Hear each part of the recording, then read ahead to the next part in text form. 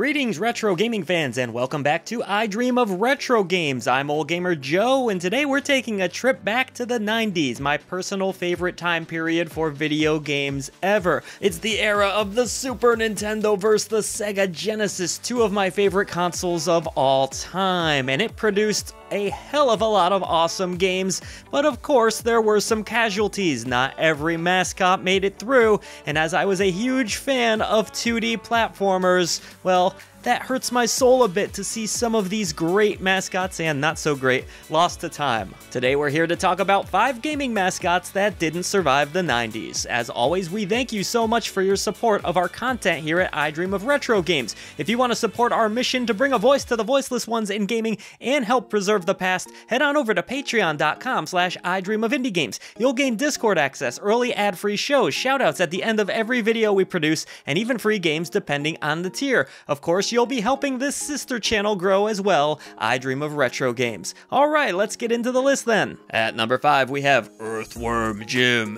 And you can't not say it like that, alright? Are we clear? Good. So technically, Earthworm Jim did resurface from the dirt in 2010 with Earthworm Jim HD, but it wasn't exactly a new game, and we never heard from him again. You know, they were really banking on Earthworm Jim to do big things, and unfortunately this franchise just never quite got completely off the ground. It did find some degree of success, but was unable to survive past the 90s. Playmates was really banking on this one to be the next Ninja Turtles. They saw the success of other mascot games and were hoping Earthworm Jim could be just as appealing and attractive for gamers, and they also wanted him to appear in other media. In fact, he did. Interesting story here, I had an Earthworm Jim action figure and I have a scar from it to this day. I literally landed on his sharp head as a kid and his pointy head went right through my knee. I'll never forget Earthworm Jim. We're forever bonded because of that. It wasn't just action figures though, they really went all in. There was even a television series. There were 23 episodes. It did run for 2 seasons from 95 to 96, and that was the end of that. Earthworm Jim did appear in Clay Fighters 63 and a third as well, and there was even a graphic novel. Of course, more important than all of that, there were a few sequels to the original video game. Earthworm Jim 2 saw the light of day in 1995, and then what really killed the series was Earthworm Jim 3D, notorious for being one of the worst video games of all time. Jim was unfortunately never really able to recover. But you know, the original Earthworm Jim really had a little bit of everything for fans of 2D side-scrolling platforming titles in the 90s. You had fun characters, a great artistic direction, silly animations, cool music. It was a fun game to play. Well, depending who you ask, I personally like it. Villains like Psy-Crow, Bob the Killer Goldfish, Professor Monkey for a head, Queen Slug for a butt. With names like that, it's a wonder why Earthworm Jim doesn't exist today, right? It's retro tough, but I do believe that the developers created a memorable world, and I for one would love to see Earthworm Jim come back once more. Believe it or not, an Earthworm Jim 4 was announced. That goes all the way back to 2008, but there just hasn't been a peep out of it really since. So at this point, it's hard to imagine Earthworm Jim ever coming back again, but fingers crossed, or I don't know, worms crossed, whatever. Earthworm Jim, part of my childhood, and I'm sure a part of yours. Share those memories below, and leave me a groovy in the comments. Up next is a game that I never really got to play until more recent times, unfortunately. The Sega Saturn was not a system I owned. I was greatly jealous of X-Hardcore Gamer, who is our resident Sega expert here at the channel, who had a Sega Saturn growing up. It was great at playing those awesome 2D fighters that the PlayStation just sucked at. It had to load the characters in. It was the lamest thing ever.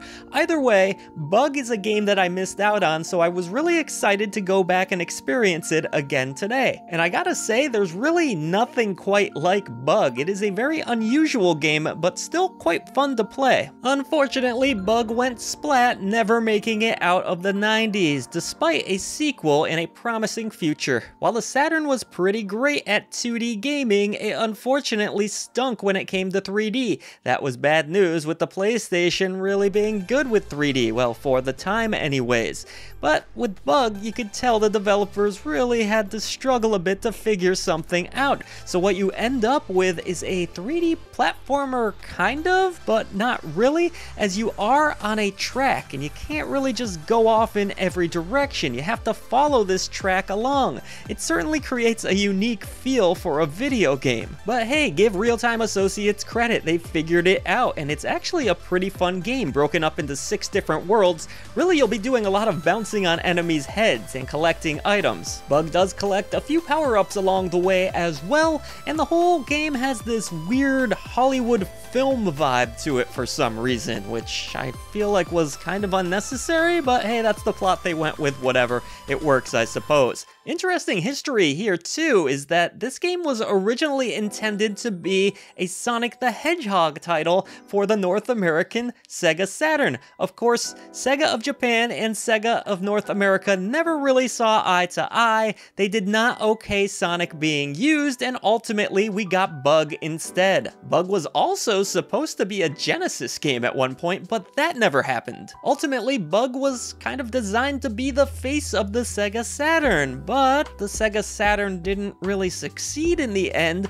so Bug went splat. Still, I think this is a game worth checking out, and I'm really excited to go back and visit the sequel as well. It's unique, it has its own feel, and it's still quite fun with a great soundtrack. How about you? Are you one of the lucky kids to own a Saturn and to play Bug back when it launched? Let me know. Alright, our next pick, pun intended, is of course Boogerman. And you know, the 90s was notorious for having this raunchy sense of humor. You had stuff like Ren and Stimpy, of course, Beavis and Butthead, crude humor. It's really still my thing. Boogerman tried to resurrect in 2013 with a Kickstarter for Boogerman HD, which, fun fact here, I actually ended up interviewing Chris Tremmel, who was in charge of that Kickstarter at the time. They didn't reach their goal, and the game never happened. In fact, it didn't even get close to its goal. And that's a real bummer. Based on all the farting Boogerman does in this game, I bet he would say, gee, that really stinks. But, you know, it's funny, going back and visiting Boogerman, a pick and flick adventure today, I was surprised with it. It still animates really beautifully. The pixel art is lovely. It actually plays pretty decent too. For this research, I was playing the Genesis version, so I can't comment on the SNES version, but I enjoyed the humor. It is kind of gross to go through levels full of boogers, but that was the 90s for you, right? Boogers, farts, dicks, all that stuff. And boobs. And hey, with places like Dimension Excrement and characters like Snotty Ragsdale, it's probably easy to see why this isn't really marketable this day and age, but Boogerman is still an entertaining relic of the past. There's over 20 levels in the game, there's bosses throughout, you can flick your boogers, and there's different upgrades and stuff. I don't know, there's something about this game that's still enjoyable. Had the old MA13 rating on it too, remember that? You had to be 13 years or older out there, folks, to play Boogerman. It was just that intense. All told, if you revisit this one today, I think you'll be surprised, but Boogerman ultimately didn't make it out of the 90s. Alright, 1993, Bill Clinton became president and people were going insane over Beanie Babies. But what else came out in that time?